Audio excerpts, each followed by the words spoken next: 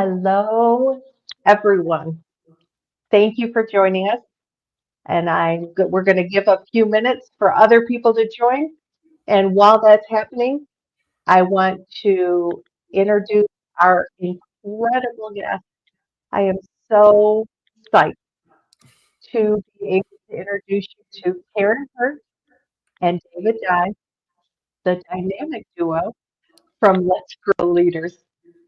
So, for those of you who watch the show or listen to the Star Coach show, David and Karen were our guests talking about powerful phrases to use in the workplace around conflict. And during that time, we were talking about all the other great resources they have available. And they came to the Star Coach community and did a demo for us and talked about how to bring the best out of leaders and how to facilitate change. And so I said, let's let more people learn about this. And they agreed to do this demo for all of you, a discussion. So this is the way we're going to set this up. I'm going to hop off the screen. I'm going to give this over to David and Karen, and I'm going to monitor the comments. So be sure to put comments in. Let me know if you've got questions. I'll bing them and let them know. But I got to tell you, strap on your seatbelts because this is a game changer. If you want to work with organizations, you want to help leaders thrive, and you're not exactly sure how you go about doing that, let's see what these dynamic leaders can teach us. So, Karen and David, thank you so much for being with us. Thank you so much, Meg. And we love I feel so grateful to have found you, to have gotten to know you. You are definitely a kindred spirit in, encouraging courage and giving people really practical tools and techniques. So thank you for bringing us on to your show today. Absolutely. Glad to be here. So we're going to be talking about facilitation that fuels change and how do we create lasting change in our clients. And so we're going to share some very specific ways that best practices, some of these will certainly be familiar. You're going to have some ways of doing these yourself. And then we'll get into how we're doing it. And that's the demo that Meg mentioned. I'm going to give you the full example of all of that. And then we have an offer for you at the end that's unique and special for the Star Coach community. And we're excited to be able to offer. So as Meg said, strap in. But we're going to actually want to hear from you first. So if you would, if you've got that comment box handy for yourself, wherever you are listening or watching, we'd love to know from you what's one of your favorite ways to help teams or individuals achieve lasting change. You've been doing this work. You're a facilitator, a coach. You intervene in some way to help people make lasting change. So in just a sentence or so, what's one of your best practices, your ways of doing that? Love to hear from you. So Karen and Meg are going to keep an eye on that, and we'd love to interject those and relate those in as we have some come through. But Meg, I'm going to actually, if I could, just ask you to come back on for just 1 second. When you think about yourself, what's one of your favorite ways to help teams or individuals achieve lasting change? Actually, invite them into curiosity, invite them into learning and sort of letting go of what they believe to be true and what could be true. Fantastic. Love it. All right. We're going to invite them into curiosity. And Meg knows that's one of our favorite words too. So we'll talk more about that. Meg, thank you. And we heard from Tracy in the comments, leveraging Cotter's model, right? A proven good dynamic change model there. Excellent. Great model. Yeah, keep them coming. We'd love to hear from you, and we'll keep calling those out as we get them in the comments. So as we're asking that question, I want to take you back to, and Andrea says, celebrating accomplishments. Love that. Tracy's inviting them to journal responses before they can speak them, creating that manual that they can refer back to. That is fantastic. And also lets all of our introverts process before we're sharing out loud, right? Fantastic. Love it. I was working with a client early in my career. This was a global manufacturing firm. They did software and hardware applications both, and they were an industry leader. And but what had happened is that their competition had started catching up with them. And so I was in the organization doing human-centered leadership development work, helping them with their culture and leadership development. And the CEO had made it very clear. He'd really taken one of our core messages to heart about clarity and what is the MIT, the most important thing. And he had made it extremely clear to the entire organization in no uncertain terms, the most important thing they would accomplish in the next 18 months was the creation and launch of their new product to reclaim that industry lead that they had enjoyed for so many years. And he'd done a good job at that. You could talk to a frontline, somebody in the factory. You could talk all the way up to any of the C-suite, and everybody in between knew that the most important thing this year, get that new product to market. But one day I got a call because the chief engineering officer and chief customer officer were in massive conflict. They were having a screaming match. And they said, David, can you help? So I went in and talked with them. And what was going on was that they had both taken this message to heart, but in different ways.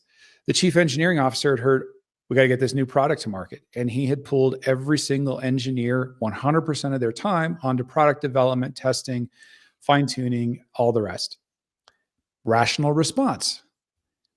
But the chief customer officer, who was in charge of sales and customer support, was looking at the product launch going, well, we need to sell this new product. That's obviously the most important thing as we launch this new product. Who are we going to sell to? Well, everyone knows your best customer is your existing customer. The problem he was having was that his existing customers, they were using the current product, the older versions, and they still needed customer support. And at this point, the support they needed was fairly niche, different technical issues that were coming up with it. This is a big global application, governments, large petroleum companies, global type companies using this solution. And they were having a conflict with engineering because the engineering had pulled all the engineers into new product development and nobody was left to service the old customers. Also, sales and customer support, all of their bonus and comp structures were still focused on the old ways and not paying attention to how they were going to sell to the new customers. And so these two were in a massive conflict with each other. And the CEO had lost patience with them, frustrated, and asked me, David, what is wrong with them? And as we explored, said, listen, there's a lack of clarity. There's a lack of understanding about how to execute on what matters most here. And it was one of these aha moments for me early in my consulting and facilitation coaching career of the need for the clarity on a number of different levels if we are going to help people make lasting change. And so as we get into this, we're talking about an era where there's increased complexity. We've got AI going on. We've got all of the levels of complexity and specialization. And what all of that means is that for us, for you as a coach, unless you are really teaching somebody coaching or facilitate or the things that you are an absolute expert in, or if you have industry knowledge based on prior industry work, unless you have that level of specialization and are very recently from the field, it's highly unlikely that you're going to have the most cutting edge knowledge exceeding what somebody can find in search and AI or from their own experience on the ground. And so if we're going to make a lasting, significant difference for our clients and the teams and the people that we're serving, it's going to take more than just that kind of specialization and that knowledge.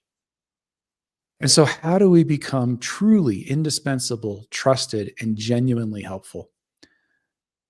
That's where we're going today. Those are the tools that we want to equip you with to truly fuel that kind of change. And so there are three elements that we want to get into. And I say these three often ignored. A lot of times we kind of intellectually have knowledge of them, but how often are we getting down to this level of practicality and this level of application in the work that we're doing? And so hopefully you'll see yourself in these. We're going to give you the ideas here. And there's obviously going to be ways you're already doing these. Want to hear about those? Put them in the chat. And ways that you might be thinking about, oh yeah, that's a way I can do that. And then we'll share with you our version, our way of pulling all of this together in a done for you package. So the first principle here, if people are going to have lasting change, they got to want it. They have to want the change. None of us change because somebody else wanted it for us. We have to want it ourselves. So how do we get that to happen? And then people have to own the change. They have to have actual ownership of it, ownership of the solutions, ownership of the methods going forward. Again, we kind of know this. We know it for ourselves. How do we help people get there? And then finally, and this is the one that we find most often lacking, is people have to know how to change. And even from a coaching perspective, often we get to those situations where people have identified the gap, but what's the how? How are we going to help them get there? All right. Want the change, own the change, know how to change. That's right. So that's where we're going. So a little bit about us. Karen's just walk through a little bit about some of who we are, if you're not familiar with Let's Grow Leaders or our work together. All right. So Karin and David Dye, we are known for very practical tools and techniques for human-centered leaders. We work globally across a variety of industries. We've written a number of books: Winning Well, A Manager's Guide to Getting Results Without Losing Your Soul; Courageous Cultures, How to Build Teams of Micro Innovators, Problem Solvers, and Customer Advocates; and our latest, Powerful Phrases for Dealing with Workplace Conflict: What to Say Next to De-Stress the Workday, Build Collaboration, and Calm Difficult Customers.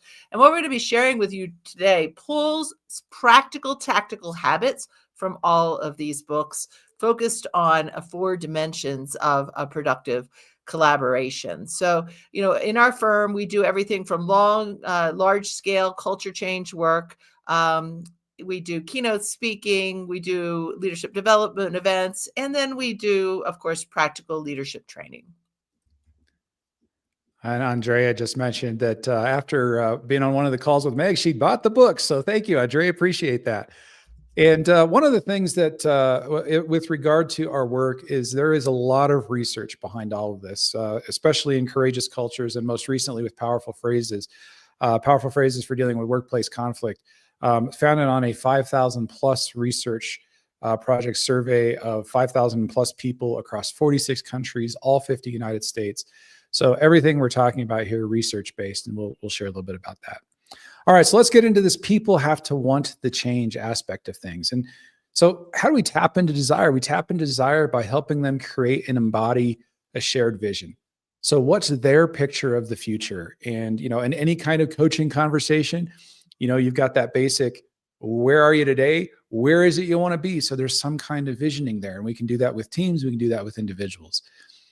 And then it's connecting them to their performance loop. And this performance loop is the way that we discuss what high-performing teams do. It's the model that we use, the research-based model, to back all of that. So when we're talking about the performance loop, these are the 4 dimensions that Karin mentioned. So Karin, why don't you walk us through these? Yeah, so it really starts with connection. Are we connected at a human level?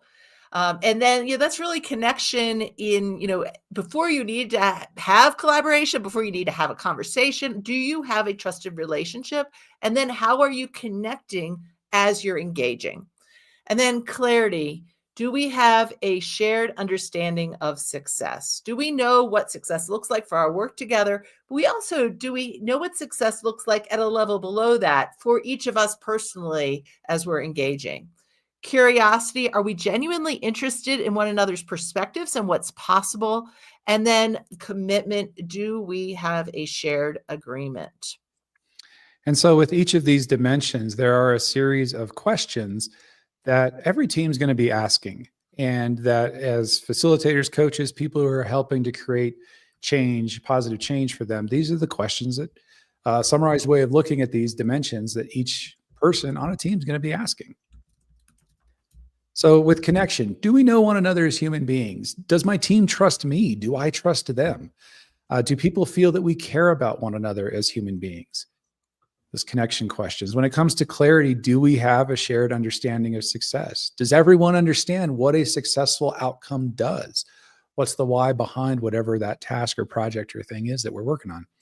And then does everyone know how to do what's needed? I'm coming back to this how repeatedly in terms of clarity, one of the most often overlooked. And then curiosity. Are there alternatives that we should consider?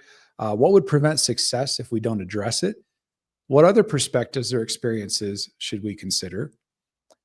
And then when we're talking about commitment, it's not just willpower. This is, do we have that specific, clear, shared agreement?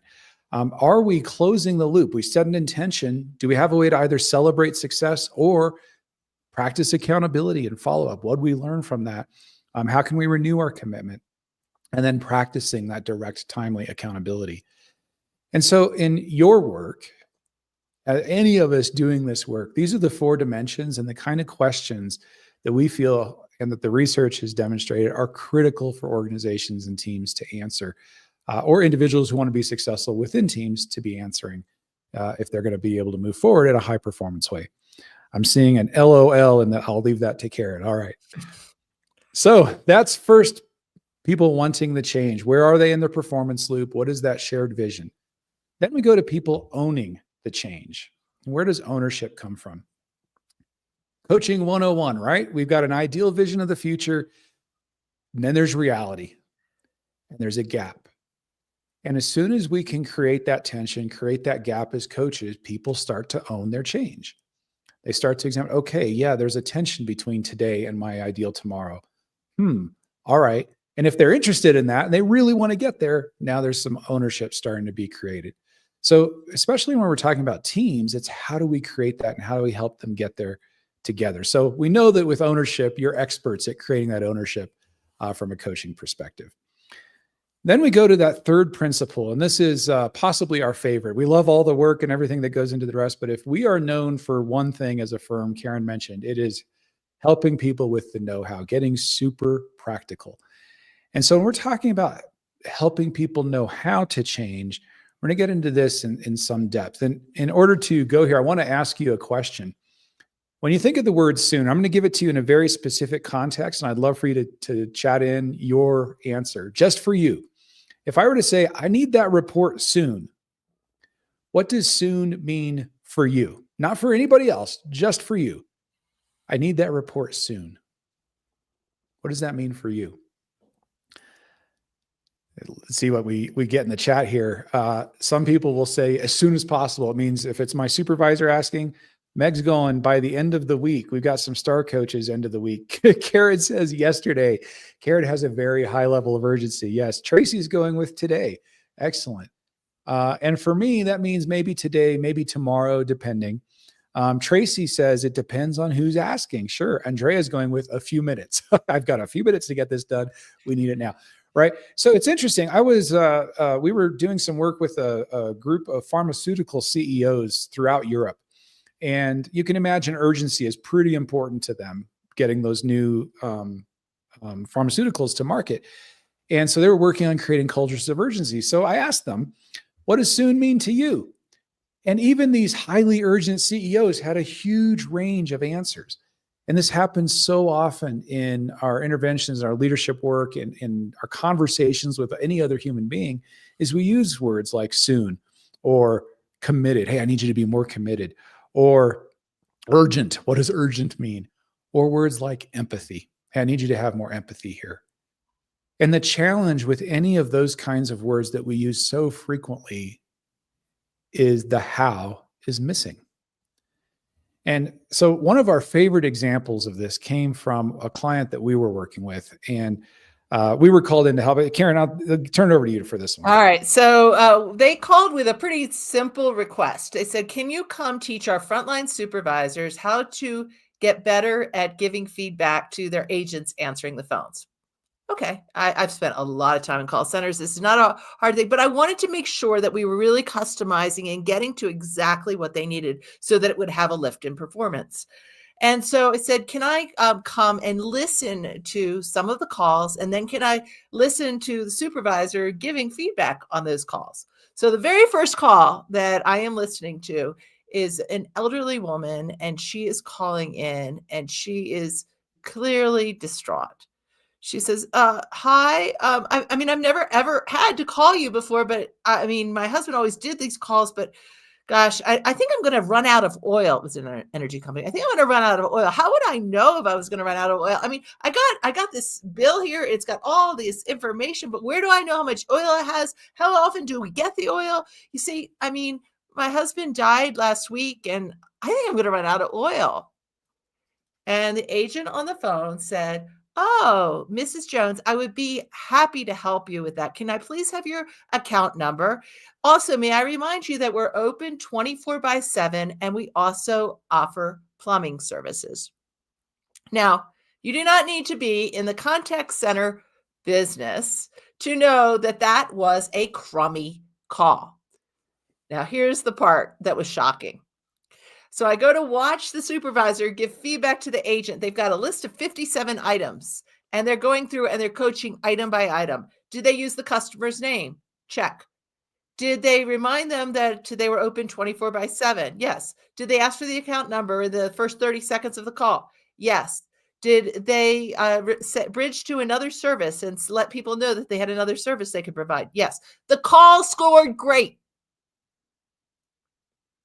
So I went back to the manager of the call center. I said, "Hey, can I listen to a couple of your really good calls?" And she's like, that might be hard. I'm like, "Well, do you record your calls?" And she said, "Yeah." And I said, "Well, can you just pull the ones that got high scores?" She's like, "Yeah, no, because the score never matches the call. Like people can score really, really well in this form, as did this call because it checked all the boxes, but it is missing the most important thing." And so I went to the four vice presidents and I said, "What does success look like? Clarity. What is a great call?" Within 10 minutes, the four of them aligned on this. Did they agent provide clear and accurate information? Was there a wow factor on the call, meaning the customer hang up and go, "Wow, that was a great call"? Was there empathy? Does the customer know how much we care about them? And did they document the account in case somebody needed to call back in? I said, "Great. Let's just take a cover sheet, put that ahead of these other 52 items." Because, yeah, all those items were there for a reason, but let's spend 90% of the time coaching to those four most important things. And then you can look for patterns in if somebody's consistently screwing up with one of these other things. Great. So just that increased their NPS, their net promoter score. Everything was getting better. But now we had a conflict that emerged. And I can imagine as coaches, you can know what that conflict would be. If you want to guess, you could chat it in, but I'll share. There was a big conversation about the definitions. Was there a wow factor on the call? Was there empathy? The agent was like, "Yeah, I had empathy on that call." And the supervisors were like, "No, you didn't." So we took the supervisors into a room. We gave them a bunch of yellow sticky notes and said, "Look, what does empathy look like in terms of behaviors?"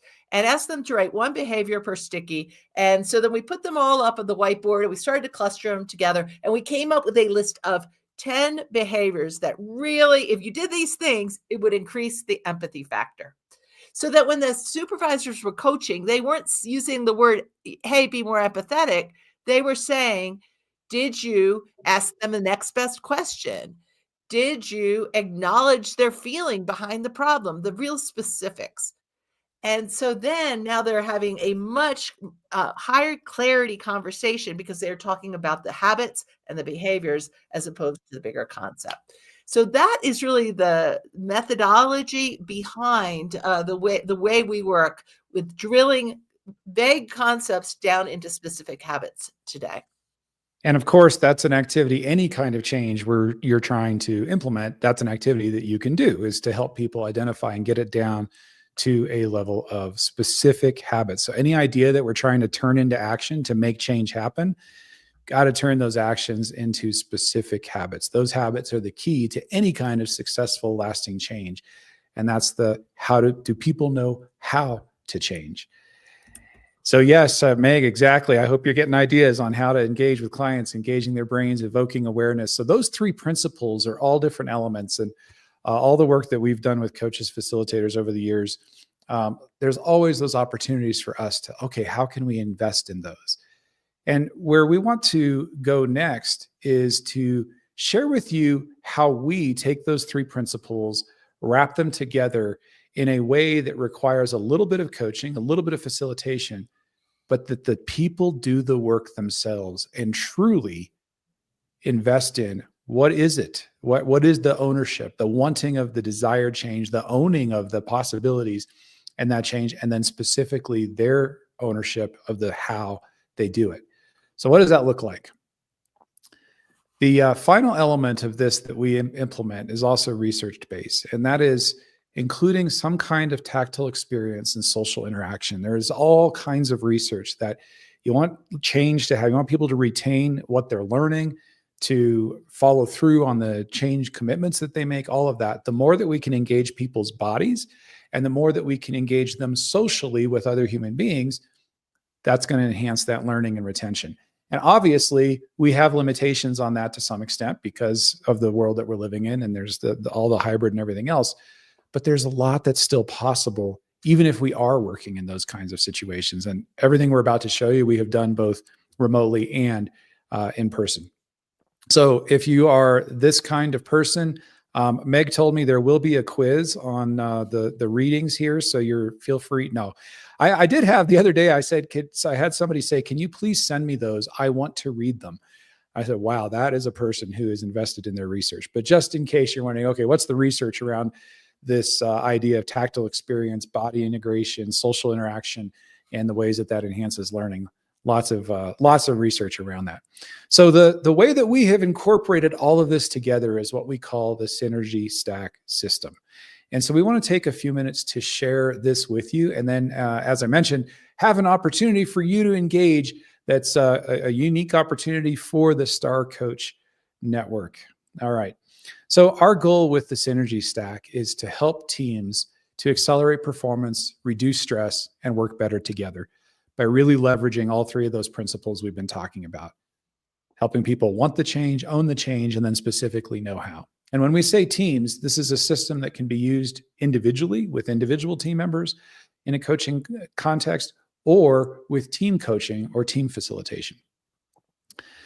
What is it? The first part of the system is a deck of cards that's 48 specific habits. There's 24 plus activity guides, and we'll show you those in a minute, that leverage all of that want, own, and know-how piece. And so every deck is supported by a resource center. And we're going to walk you through and show you that in some detail. But the resource center includes all of the activity guides that'll walk you exactly through how to facilitate any kind of activity that you might want to do, as well as for every single habit, all of those 48 habits, and we'll show you those in more detail in just a moment. Articles, videos, podcasts, all kinds of different IP to help teams invest in the habits or to help an individual invest in the habit that they might want to be working on. So let's take a look and walk through this. So it starts with the habit cards, and in the top of it, I'm going to see if I can blow this up just a little bit bigger. You can see, I don't think I can actually. Oh, yes, I can. There we go. You never know what's possible till you try. So you can see in each card, there is a habit. It says connect with empathy here, check for understanding, challenge assumptions, and so forth. Each of these habits is color-coded for those 4 dimensions in the performance loop that we mentioned earlier. So green are connection, teal is clarity, orange is curiosity, and the dark blue is commitment. And then for our colorblind folks, there's also a symbol for each of those. So commitment with the check mark, curiosity with the question mark, the diamond for clarity, and the Wi-Fi signal for connectivity, for connection. Then each card has a expanded definition of the habit, and then a phrase that's an example phrase of how that habit might be used in practice. So just one example of each habit. So there are 48 of these habits, and why they come into play is that they give people the specific language, the specific how to invest in whatever change we're talking about. So all of these different aspects of collaboration. And so, Karin, if you will talk about the activity guides for just a moment in terms of conceptually, I'm going to go ahead and stop this share, and I'm going to bring up the resource center so that we can actually walk people through it. Okay. All right. So what we have done in this resource center have built out a series of activity guides, and their activity guides are clustered by what are you looking to accomplish and with what kind of group. So are you working with a team? Are you helping a team create an effective team vision? Are you trying to jumpstart a team doing a new project? Are you helping to get the team set for the new year? Or are you doing one-on-one coaching or mentoring? Or are you doing a large event? So yesterday I was doing a keynote and used the Synergy Stack as part of the keynote and really getting people thinking about the connection habits. So a variety of ways to use these. And then what you can do then is they are designed so that they tell you, the facilitation guides can give you exactly step by step what to do.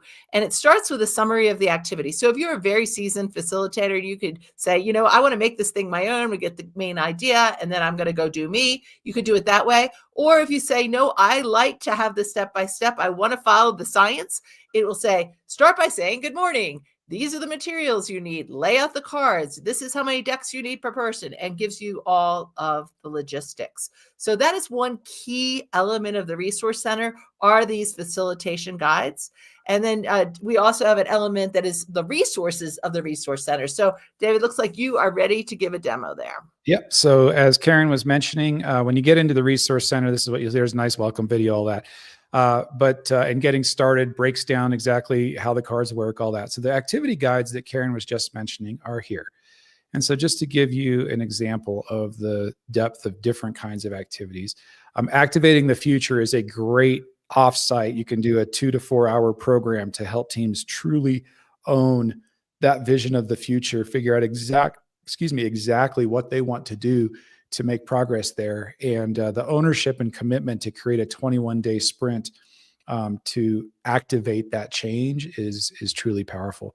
As Karin was mentioning, all the different kinds of team development activities that I won't read those for you, but you can look through them. The coaching, mentoring, career development, whether you're talking about coaching for confidence and their interaction and what they're bringing to the team. I use these quite a bit in my coaching work with individuals. I was just last week at an overnight medical testing lab working with some leaders. And one of the best questions I could ask is to say, okay, take a look at all of these cards, and I want you to pick a super habit of yours, one that just comes easily because you're awake and alive, and then choose one that you find a little bit more challenging, that's critical to your work, but is more challenging for you. And the opportunities, the richness of the conversations, immediately going from just a little bit of psychological safety with that super habit, then into where there are opportunities and some of the things that they're working on, totally self-identified, truly powerful. If you're ever facilitating large group conferences, offsites, those kinds of things, as Karin said, the strategic planning, and so forth. So I want to show you, let's just go to Activate the Future. When you get into a specific activity, sometimes there'll be a video from us. You can download the PDFs and so on. But I want to click here to show you. You're probably not seeing the screen. I'm going to have to reshare to do that. Karin, is it showing you the activity guide? I mean, it's so small. Oh, it is showing it. Okay, great. Let me blow that up. How about now? It's not, nothing changed. Okay, one moment. Stop sharing. Share again. StreamYard does it just a little differently. Here we go. So this is what the activity guides look like. So you'll see the topic. This is the featured workshop, who the appropriate audience is, the purpose of the activity, a summary. If you do a lot of facilitation, a summary and a quick read through, you'll be off and running. As Karin said, breaks down exactly the materials you'll need, and then word for word instructions if you need them. And so I won't read through the entire activity here, but just to give you an example, facilitation notes so that you're able to deal with different situations that might come up without bogging down the process. If you've got teams in different states of preparedness and so forth, you've got the notes there to help you customize your facilitation all the way through conclusion, wrap up, follow up.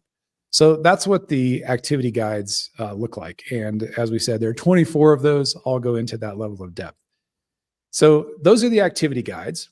As you work through different activities, whether with a team or individually, people are going to identify habits that they want to invest in, work that they want to do. And this is where the second half of the Resource Center comes in. And let me share the screen again. And we'll come back to this section, explore the habits. And there is an abundance of resources here to help your teams or individuals with exactly whatever habit they're wanting to work on. So every single dimension, so all 4 dimensions here, and every single habit. So if we look at each of these habits, connect with empathy, know you beyond your work, and so forth, all the way through, every single one of them has a resource center behind it. So let's say that a team decides they need to work on a key communication skill we call check for understanding. Here's the card. I ensure the message sent is the message received. How do I say it? So here's what I understand we're going to do next. Do I have that right? And you can imagine all of the time we save by doing something like that. Well, each card has a supporting article behind it. So it gives just the first paragraph of the article. You can click on that and it'll take them, it's not going to show that screen for you, but it'll take them to the full article where you can read that. You can share that with team members who are working on it. And then each one also has a video or a podcast, something, some additional media resources around it. So here. Have you ever had one of those times where you were positive you understood someone, but then realized you weren't clear at all? How much frustration, wasted time, and energy could you avoid if you could just make sure you understood one another? So I won't play through the whole video, but you get the idea. For every single habit, you don't have to be an expert on that habit. All of the resources are there for you to support your teams and your clients, your coachees in the application and investment in those habits. So that's the resource center for every single habit. You'll find a similar level of content. So just another example here, an article, a TEDx talk that's relevant. You've got keynote speeches. You've got all sorts of different ways of addressing those topics from the work that Karin and I have done and other resources that are out there. So yes, Meg, robust, research-based, all of that there for you. Our goal in putting together the Synergy Stack was really to create a resource that helps people who are human-centered, that are truly invested in their clients' lasting change, to be able to help them achieve that change in a done-for-you way, that with some good intent and with some basic coaching and facilitation skills, it's all there to allow people to make sustainable, lasting change. So that's our goal with the Synergy Stack. Yeah, And the stack also includes some wild cards, so some blank cards. So because we anticipated that you're going to have some team that you're working with and they're like, my habit isn't here. Great, write it down, write it right there on those. And so that's another way. We haven't actually seen in our experience, people are not racing to that, but that is your way of solving that objection. If you have that challenge. One out of every 100 people seem to want to do a wild card. And That's the other thing that we really have found as we are working with, I think this is so important for you as coaches and facilitators, is that when people are working with this, almost all the time, people say, oh, can I keep this deck? Right. So because now I want to go back and I want to do this, use this in my coaching. I want to use this with my, coaching, like a team leader coaching. I want to use it in my team development. I want to use it in my career conversations. So it really does. If you are working with a client, you can then, be also using these decks, leaving them with people. And now you have a network effect where you're really embedding that change. So not only if you're working with a team, then they're also using it with their teams. And that's an easy way then to help cascade habits all the way through a system that you're working with.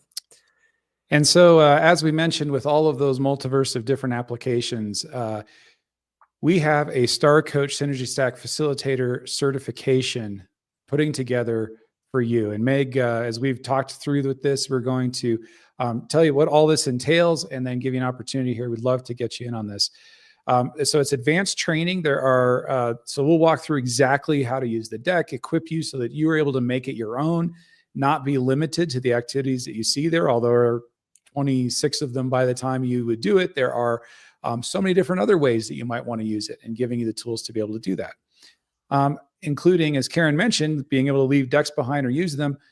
You, as a certified facilitator, you get a 50% discount on all Synergy Stacks that you can then work into all of your programming in a way that works for you. And a professional credential on LinkedIn, enhancing your professional brand, way to say that, hey, this is something that you're certified in and that you can use and leverage with your clients. So let me just give you an example of how we did that. So the other day we were doing a full day program with a fairly senior executive team at Amazon. And so we used two different of the activities. In the morning, we were using some of the activities to really help them think about some very practical skills that they were looking to build. And then in the afternoon, we had each one of the executives took their direct report team and worked on using the cards to identify the habits that were going to be needed for a specific strategic initiative that they were working on. Then every manager left with their deck, and then we had very specific ways that they could go and use that with their team. So from a design perspective, the way we charged for that, we charged for the day and all the facilitation work, but we also had a materials fee and just wrote that into the contract that everybody gets a deck and here's the value. And so you can then make additional revenue when you are selling in these programs and leaving people with more sustained change. And I love the question that Meg asked in the comments, what would having this kind of resource do for confidence to expand your range for working with clients and organizations? And on that note, I will tell you that we put 2 years into the product development here. And one of the things that it has done for me is increased my confidence with our clients. As Karin just mentioned, it works with senior level executive teams. It works with frontline employees who maybe have never done anything like this before and are otherwise a little bit uncomfortable getting into those kinds of conversations. It works with people who have neurodivergence going on and different kinds of discomfort with some of those kinds of interactions. And one of the things we've heard from those folks is it's so helpful having the words on the card. I don't like talking about myself. I don't know how to talk about myself, but this gives me the ability to enter into that conversation in a super meaningful way. And we find that that's the case for everybody, regardless of where they're coming from. So that level of it works is something that has really helped me in our work with our clients, and that I continue to find remarkable, is the way that people will own their change and invest in it when they have the right tool. So, David, I think you should talk about how when you were doing a facilitator certification the other day, how just in that people were already making up their own activities. Oh, yes. So we were working with a group of folks who were wanting to get certified and had come together. And yes, by the end of the thing, I don't know, I think we had 6 people on, and each person had come up with 1 or 2 different ways of using the decks that we hadn't even thought about and didn't have an activity guide for, but they were within just a few hours of facilitation certification coming up with, oh, you know what? I've got a team who's got a new manager coming into an existing team. This is a great way to help them navigate that conversation and invest in some 21-day success habits to get super practical. Another manager was working with, well, this is one of my favorite ways of talking about this, had about an hour to work with her team and doing one of the activities that I just showed you. And 45 minutes into the conversation, the team had forgot about me, forgot about the manager. They are working through their, this is what we want to do. This is how we're going to do it. They had their cards there. We're ready to go. And the manager comes over to me and whispers, she says, David, in 45 minutes, they just figured out for themselves what I have been trying to tell them for the last 6 months. And that to me is the power of those 3 principles when people want the change, own the change, and know how to change. So excited to be able to offer this opportunity for you. And Meg had asked us, let's put together a star coach cohort for facilitator certification. And so we were super excited to be able to do that. And we'd love to have you join us. If you'd like to be a part of that, you've got a QR code there. If you're watching the recording, you can hit the QR code, or you've got the nice URL alphabet soup down there, either one. If you're watching on a phone, can't exactly scan a code on your phone. So you can use the URL. And either way, it will take you to a form. Just need your first name, last name, and your email address. And we will send you that registration link when it goes live. And Meg's going to work together to find the right date for this cohort. But we're excited to be able to have you be a part of the community and welcome you into that Synergy Stack certified facilitator community, which is an ongoing continued support and access to us as well. So Meg, I think I want to invite you back on and see what questions that you know that your coaches have, what would be helpful, or if there's questions from the community, and go from there. Yeah. So first of all, thank you to both of you. Actually, even bigger than this, thank you for taking the time and the energy and the focus to do this kind of work and then turn it into something that is transferable, that is learnable, that helps us make an impact as coaches. So thank you for that. You are welcome. That is one of our passions. And I would also say that for those of you listening, when I talked to David and Karen about this, what they're offering, I think, would be incredibly fun to learn together. But also, even though you don't have the pricing up yet, guys, I think it's such an affordable, with all the different things that are out there, with what you get, and we can share pricing later. But just in general, if you fill in a form, that's not saying that you're absolutely you can't make a different decision if you decide. But we'd love to know if you're interested. And if this is something that would be a game changer for you in the way you engage with your clients, the way that I actually asked, this is a secret for those of you listening. I asked David and Karen if we could also build in some things about how you approach customer or potential clients and how you build the value proposition. Like, oh, would that not be amazing? So fill out the form, even if you're not 100% positive, so that we can send you additional information. We would love to do a cohort of the amazing listeners and community of Star Coaches, because aren't we awesome group? Oh, and I just saw that the form is, let me, give me one moment. I will fix that. Hello, Tracy Foley. Hello, Tracy Byerly. Who else did I see was here? Hello, hello. And Karen, while I'm getting that form open for everyone, I put the link to the habits download in the chat. So if you want to tell everybody what that is. So we just have a sampling of the habits here. So this is actually 8 of the most popular habits. So if you're curious, what are these cars? And we were moving too fast. So we've got 2 connection, clarity, 2 curiosity, 2 commitment habits. So if you just want to go to that link, you can download that. Use that job aid however you would like.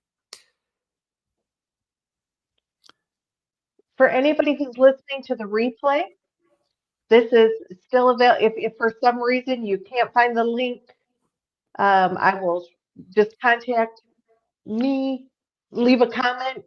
I will get it to you. Because yes, we've got a amazing group here with us, but I know people are going to be listening to this replay. All right, are there any questions that are coming up that we can answer? Besides fixing the form, which David, I can tell by the concentrated look on his face that he's trying to do as fast as he can. Any other questions that are coming up?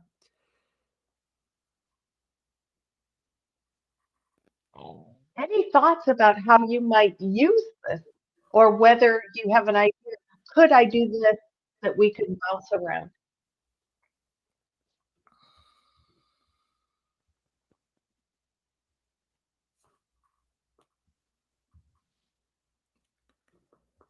I would love a one-word thought from people who are listening. What's a word that's come up for you in today's training that maybe you're walking away with and you weren't thinking about 50 minutes ago?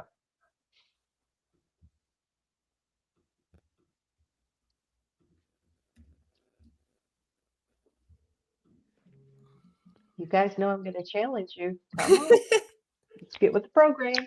Let's show how awesome this Star Coach community is. And in the meantime, the form should be working. I just tested it in incognito, so I think we're good. Katie, practical. Oh, thank Katie, you, that Katie is Long. our favorite word, practical. Tracy, Self-discovery to support change. Wow.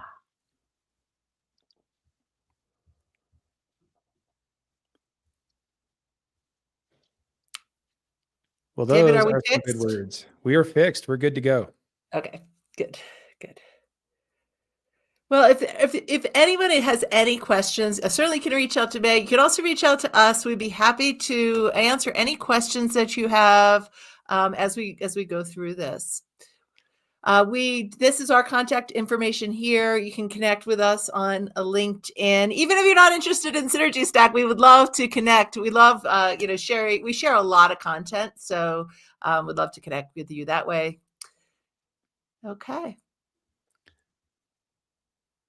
Well, thank you so much, Meg. It's Tracy. been our pleasure to be with you and share these. And I hope that everyone has a great, if you're watching in any kind of real time, a great holiday season. And we'll look forward to working with you here down the road. Absolutely. I want to thank you too again for coming, for taking time to share your incredible work.